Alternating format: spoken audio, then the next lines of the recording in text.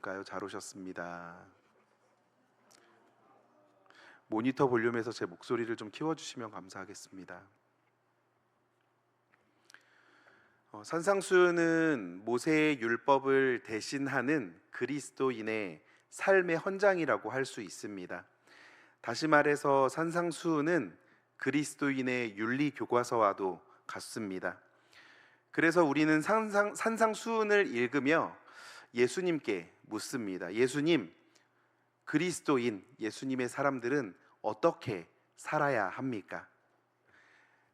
여러분은 그것의 답이 무엇이라고 생각하십니까? 산상수훈을 길게 기록하고 있는 마태복음 5장부터 7장까지, 특히 6장까지의 내용을 요약해 보자면 그 답은 이것입니다. 하나님을 믿어라. 우리가 어떻게 살아야 할지에 대해서 질문을 하고 있는데 예수님께서는 하나님을 믿어라 라고 대답하십니다. 어찌 보면 동문서답처럼 들려집니다. 만약 우리가 믿음에 대해 어떤 교리를 믿는 것으로 이해한다면, 교리만으로 생각한다면 이것은 정말 동문서답입니다. 그러나 우리가 믿음이 무엇인지 정확하게 알고 나면 이 말씀이 얼마나 중요한 사실인지에 대해서 알 수가 있습니다. 왜냐하면 믿음과 삶은 동의어이기 때문입니다. 우리가 어떻게 살아야 하는지 그 답을 알고 싶다면 하나님이 내 삶의 주님이 되어 계신지 그것을 확인하십시오. 하나님이 우리 삶의 주님이 되게 하시고 그 하나님의 주 되심이 우리 각자의 삶에 실현되게 하는 것, 그것이 그리스도인의 믿음이며 동시에 그리스도인의 삶입니다.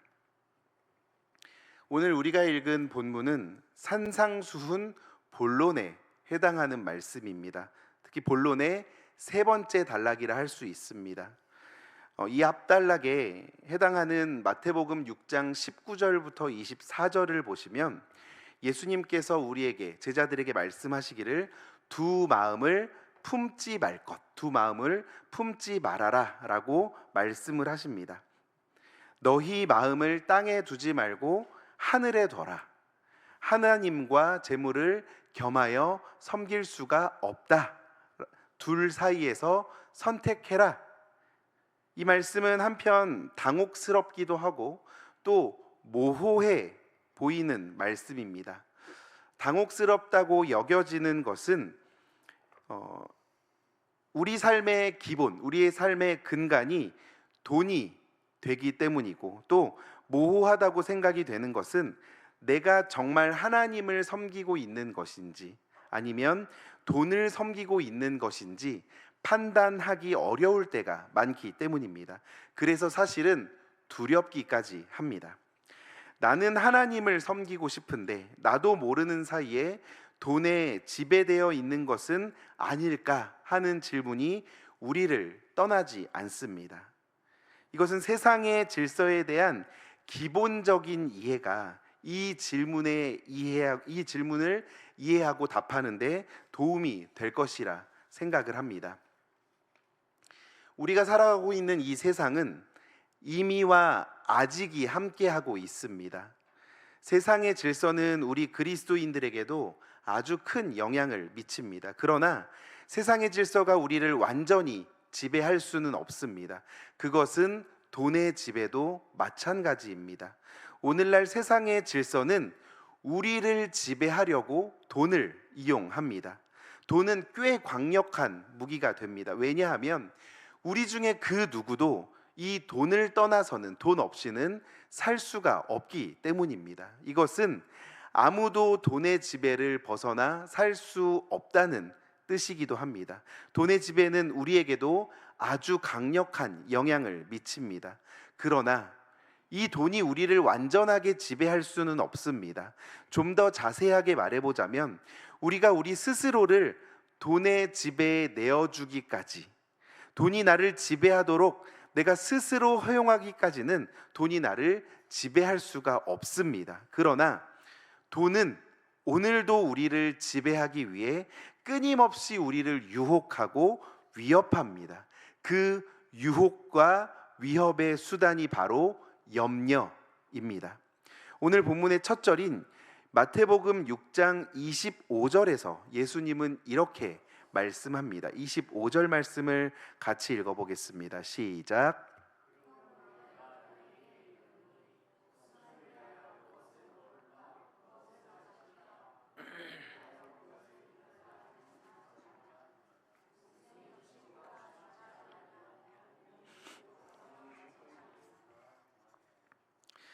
너희의 목숨을 위해서 무엇을 먹을까? 또는 무엇을 마실까? 염려하지 말고 몸을 위해서 무엇을 입을까? 걱정하고 염려하지 말아라. 이 말씀을 읽으면 우리는 질문이 생길 수 있습니다. 그럼 모든 염려는 나쁜 걸까요? 물론 그렇지 않습니다. 서로 사랑한다는 것은 서로를 위해 염려해 주는 것이기도 합니다. 밤에 자녀들은 아무 염려하지 않고 이불을 걷어차고 자지만 부모님은 자녀가 감기에 걸릴까 염려하여 이불을 덮어줍니다. 시종일관 부모님의 그런 염려가 없었다면 우리 자녀들은 지금까지 건강하게 자랄 수 없었을 것입니다. 전에는 여름에 갑자기 비가 내리면 하수관, 배수구가 막히고 빗물이 넘쳐서 수해를 입는 일들이 자주 일어났습니다. 지금도 그런 일이 없는 것은 아니지만 과거에 비하면 상당히 좋아졌습니다. 그것은 이런 일이 다시 일어날 것을 염려하여 그에 대비하기 위해서 하수관을 비롯한 여러 가지 시설 또 정비 등의 인프라를 잘 갖춰 놓았기 때문입니다. 이런 염려와 대비가 없었다면 국가가 정상적으로 작동하기 어려웠을 것입니다. 아이들은 염려가 없습니다. 잘 모르기 때문입니다. 그러나 어른들은 염려가 많습니다. 이런저런 안 좋은 일들에 대한 경험이 있기 때문입니다. 그런 경험이 사람으로 하여금 미래 일에 적절히 대비하는 것을 가능하게 하고 그러한 대비로 인해 우리는 더 안전하고 평화가 있는 삶을 살아가게 됩니다. 알기 때문에 염려하는 것입니다. 문제는 이런 염려가 너무 지나치다는 것이겠죠. 염려가 적절한 선을 넘어 지나친 걱정으로 발전할 때 그 염려는 우리로 하여금 앞으로의 일어날 일을 적절하게 대비하기보다는 오히려 일어날지 안 일어날지도 모르는 일로 인해 오늘 우리의 삶을 피폐하게 만들고는 합니다. 염려가 불신과 두려움과 결합이 되어서 우리를 힘들게 합니다. 세상의 질서는 이런 염려, 곧 불신과 불안이 결합된 이런 염려를 이용하여서 우리를 지배하려고 합니다. 오늘 본문에서 예수님은 그런 염려에 대해서 지적하시며 말씀하고 있습니다. 특히 예수님은 우리가 무엇을 먹고 마실지, 무엇을 입을지 염려하는 그 염려에 대해서 말씀합니다. 이것은 식당에 가서 메뉴를 정하기 위해 하는 고민이나 주부가 오늘 무슨 음식을 차릴까 고민하는 것을 말하지 않습니다. 여기에서 무엇을 먹을까, 무엇을 마실까 하는 고민은 우리 육체적 생존에 대한 고민 전체를 말하고 있습니다. 주기도문을 보시면 일용할 양식을 위한 기도가 나옵니다. 일용할 양식에서 이 양식으로 번역된 빵이라는 단어는 문자적으로 빵을 가리키기도 하지만 그것을 넘어서 우리 모든 물질적 필요를 대표적으로 가리키는 표현입니다. 우리가 보통 먹고 사는 문제라고 하면 먹는 문제뿐만 아니라 의식주에 필요한 모든 필수적인 생존의 문제를 가리키지 않습니까? 무엇을 먹을까? 무엇을 마실까? 하는 이 고민도 그러한 표현이라 할 수 있습니다. 여기에 무엇을 입을까 하는 염려가 더해집니다. 이것은 육체적 생존을 넘어서서 우리의 사회적 생존에 대한 염려라 할 수 있습니다. 29절에는 온갖 영화로 차려입은 솔로몬도 이 꽃 하나와 같지 못했다라고 말씀합니다. 여기에서 옷은 부와 신분을 드러내는 상징으로 사용되고 있습니다. 중요한 날 어떤 옷을 입고 나가느냐에 따라 사람들이 나를 바라보는 시선이 달라지는 것을 경험한 적이 있으십니까? 무엇을 입을까 하는 염려란 어떻게 하면 사회적으로 인정을 받으며 사람 대접 받으면서 살 수 있을까 하는 그런 염려를 말하는 것입니다. 그런데 이 모든 것이 결국 무엇과 연결이 되어집니까? 돈에 관한 문제입니다. 우리가 먹고 사는 문제, 그리고 사회적으로 폼나게 인정받으며 살고 싶은 기대의 문제가 결국 다 돈과 관련이 되어 있습니다. 그래서 우리가 무엇을 먹을까, 무엇을 입을까 염려하다 보면 자연스럽게 돈에 목을 매게 되고, 그러다 보면 어느새 우리 자신을 돈의 지배에 넘겨버리게 되는 것입니다. 처음에는 우리의 생존을 하나님께 맡기면서 시작한 것 같았는데, 가다 보니 어느새 돈에게 모든 것을 걸고 있고 우리 하나님조차 돈에 종속시켜버리는 그러한 실수에 빠지게 되는 것입니다. 그것이 주기도문의 표현을 따르자면 시험에 드는 것입니다. 이 모든 것이 염려로부터 시작이 되어집니다. 그러므로 우리가 시험에 들지 않기 위해서는 우리의 마음속에 끊임없이 찾아오는 염려를 잘 관리할 필요가 있습니다. 어떻게 그렇게 할 수가 있을까요? 이것도 사람에 따라 다를 것입니다. 원래 염려가 많은 사람이 있는가 하면 걱정이 없는, 전혀 없는 천하태평의 성격을 가진 사람도 있습니다. 염려를 너무 안 해서 염려를 좀 더 해야 할 것 같은 사람도 있을 수 있습니다. 반대로 매사에 너무 염려가 많고 본인도 염려를 하지 않으려고 하지만 도무지 그 염려를 벗어날 수 없는 사람도 있을 것입니다.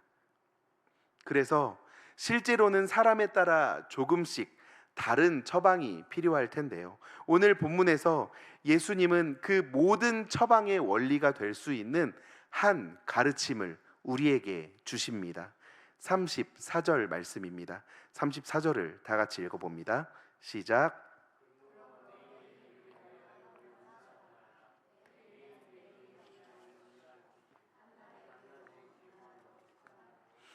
아멘.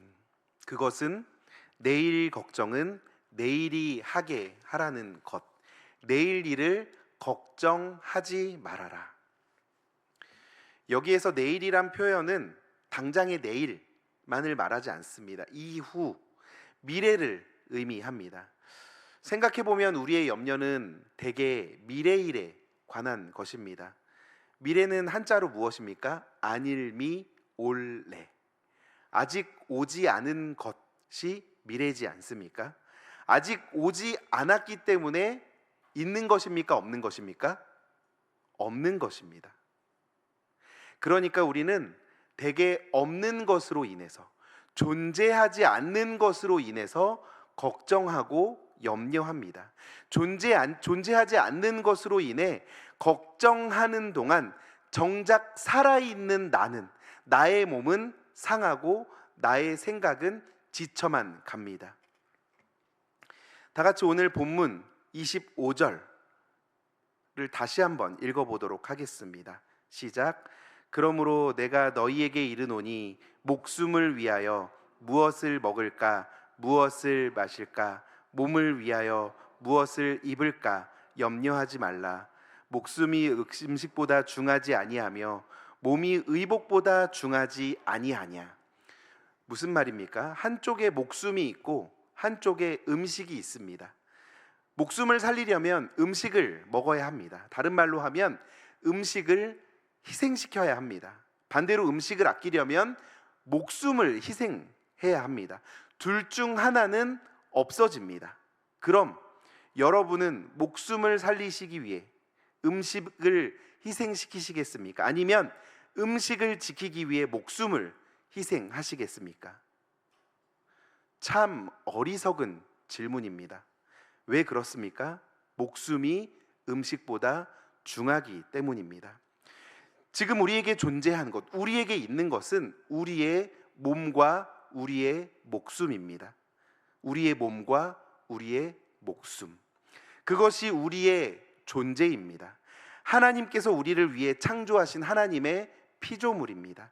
그러나 우리가 염려하는 그것은 현재 없는 것, 지금은 존재하지 않는 그것. 존재하는 것에 우리는 집중해야 합니다. 그리고 존재하지 않는 것이 우리를 지배하지 못하게 해야만 합니다. 다시 한번 생각해 보겠습니다. 우리가 염려하는 그것이 올 때까지 우리가 살아 있을 것이라고 누가 보장할 수 있겠습니까? 그 전에라도 하나님이 부르신다면 우리는 주님께로 돌아가게 될 것입니다. 만약 우리가 염려하는 그것이 실제로 온다 한들 어떻습니까? 그것이 우리에게 온 후에 그것이 실제로 있을 때 걱정해도 늦지 않습니다. 그러나 지금은 존재하지 않는 것, 없는 것 때문에 염려하지 마시고 존재하고 있는 것들을 누리시기 바랍니다. 우리의 몸과 목숨, 우리의 존재에 담겨 있는 하나님의 섭리로 인해 감사하고 그 속에서 일하시는 하나님을 경험하시기 바랍니다. 내일의 걱정은 내일이 하도록 맡겨두시고 남겨두시기 바랍니다. 예수님께서 우리에게 염려하지 말라라고 하신 말씀을 우리가 결코 가볍게 흘려들어서는 안 됩니다. 왜냐하면 그것은 우리의 인생이 전적으로 누구에게 있기 때문입니까? 하나님께 있기 때문입니다. 하나님의 주권과 섭리 안에 있다는 복음의 선언이기도 합니다. 우리는 스스로의 힘으로 내일을 책임질 수가 없습니다. 아무리 준비해도 내일을 완벽하게 보장할 수가 없습니다. 그러나 전능하신 하나님 아버지는 우리의 삶을 다스리시고 우리의 머리털까지도 세신 바 되었다 하셨습니다. 우리는 이것을 하나님의 주권이라 부릅니다. 하나님은 세상의 창조주일 뿐만 아니라 지금도 세상을 다스리시는 섭리의 하나님이십니다. 그렇기에 우리가 할 수 있는 가장 지혜로운 일은 내일의 무거운 짐을 내려놓고 오늘을 주신 하나님의 은혜 안에서 기쁘게 살아가는 것입니다. 우리가 믿는다고 하는 것은 단순히 우리의 머리와 이성으로 교리나 지식적인 것만을 아는 것을 이야기하지 않습니다. 참된 믿음은 우리의 삶의 방식으로 나타납니다. 웨스트민스터 소요리 문답 86문답에서 그리스도의 믿음을 이렇게 말합니다. 복음 안에서 우리에게 제시된 대로 예수님을 받아들이고 의지하는 것. 다시 말해 믿음은 하나님을 신뢰하여 살아가는 구체적인 삶을 말하고 있습니다. 우리가 염려를 내려놓는다는 것은 결코 우리 삶에 무책임하거나 게으름이 아닙니다. 오히려 믿음으로 오늘을 충실하고 성실하게 살아가는 것이 가장 적극적인 삶입니다. 내일을 붙들려고 애쓰는 대신 오늘의 주어진 자리에서 하나님의 은혜를 누리고 주어진 사명에 충성하는 것, 이것이 곧 믿음의 삶이요 그리스도인의 삶입니다. 믿음과 삶은 분리될 수 없습니다. 믿는다 하면서도 여전히 염려와 불안에 매여 산다면 그것은 아직도 하나님을 전적으로 신뢰하지 못하는 것이라는 사실을 기억하시기 바랍니다. 어느 작은 마을에 한 농부가 있었습니다. 그는 해마다 씨를 뿌리고 농사를 지었습니다. 그러나 그 해는 유난히 맑은 날이 없었습니다. 비가 와야 하는데 비가 오지도 않았습니다. 농부는 날마다 하늘을 보며 근심합니다. 올해도 흉년이 들면 어쩌나 내 아이들은 굶주리게 되지 않을까. 그의 마음은 점점 무거워집니다. 같은 마을에 또 다른 농부가 있었습니다. 그 농부 역시 같은 하늘을 보고 같은 메마른 땅을 보았습니다. 그러나 그는 매일 밭에 나가 씨앗을 돌보고 잡초를 뽑으며 묵묵히 주어진 하루하루의 일을 성실하게 감당했습니다. 그는 속으로 이렇게 고백합니다. 내일은 하나님의 것이다. 그러나 오늘은 내게 주신 하나님의 은혜다. 하나님이 허락하신 오늘을 기쁘게 충성스럽게 살아야지. 비는 결국 늦게 내렸습니다. 처음 염려로 밤잠을 설친 농부는 이미 마음이 지쳐 있습니다. 그러나 하나님께 맡기고 오늘을 살아낸 농부는 비가 오기 전까지도 여전히 소망을 잃지 않았습니다. 내일은 내일이 염려할 것이요 한날의 괴로움은 그날로 족하다. 우리가 내일을 붙잡으려 하면 할수록 끝없는 불안에 매이지만 내일을 하나님께 맡기고 오늘을 성실하고 기쁘게 은혜로 살아가면 우리의 삶은 자유와 기쁨과 감사로 채워집니다. 사랑하는 성도 여러분, 우리의 염려는 대부분 존재하지 않는 내일에 관한 것입니다. 그러나 내일은 아직 오지 않았습니다. 내일은 하나님의 것입니다. 오늘은 하나님께서 우리에게 주신 놀라운 은혜입니다. 그러므로 내일의 염려를 하나님께 맡기고 오늘은 은혜로 살아가시기 바랍니다. 믿음은 단순히 마음속의 어떤 동의가 아닙니다. 믿음은 오늘을 하나님께 맡기고 오늘을 주신 자리에서 충성스럽게 살아가는 삶입니다. 하나님께 맡긴 사람은 자유를 누립니다. 기쁨을 누립니다. 감사를 누립니다. 염려에서 벗어나 평안을 얻습니다. 하나님 나라의 백성답게 오늘을 살아갑니다. 염려 대신 믿음을 선택하시기 바랍니다. 내일은 하나님께 맡기고 오늘은 감사로 성실하게 살아가십시오. 이것이 곧 주권자 하나님을 영화롭게 하는 삶이고 참된 그리스도인의 길입니다. 기도하겠습니다. 하나님,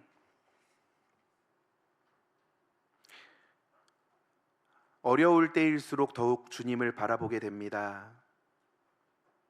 어려운 현실보다 더 크신 하나님을 신뢰하며 주님과 함께 한 걸음 한 걸음 동행합니다.